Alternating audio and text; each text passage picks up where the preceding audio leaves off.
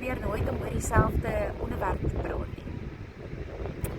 Maar ek is hierdie week net weer gekonfronteer met waarom as ek weet dat ek 'n kind van die Here is en dat ek in verbond staan met hom.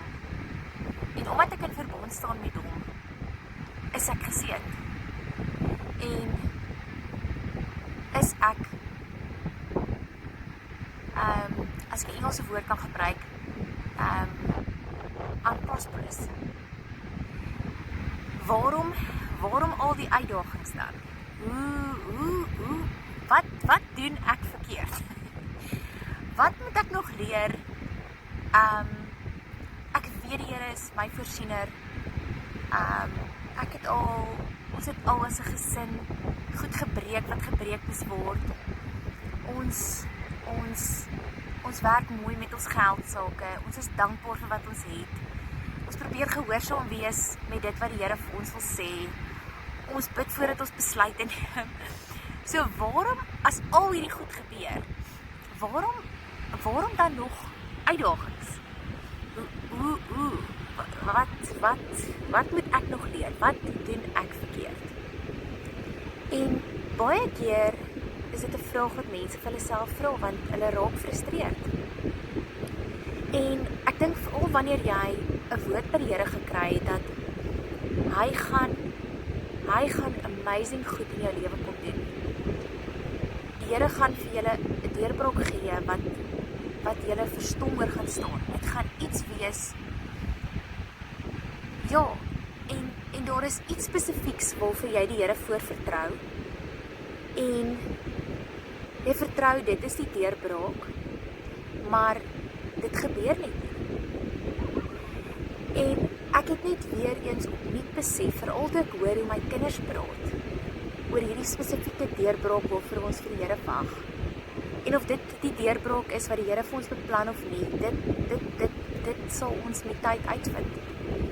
Maar om net weer opnuut vir my kinders te sê en te laat besef dat dit is nie wat vir ons gaan voorsien nie. Dit is nie ons uitkoms nie. Dit is nie waarop ons hoop moet plaas nie. Ons moet ons hoop op God plaas. Hy is ons voorsiener en ek het al 'n vlog oor dit gemaak. En om net weer opnuut vir my kinders te sê dat in plaas daarvan om te praat oor geld wat 'n uitkoms gaan gee, as jy die letter G begin sê in jou mond, sê vir jouself, God is my voorsiener. God is my deurbraak en God gaan vir my sorg.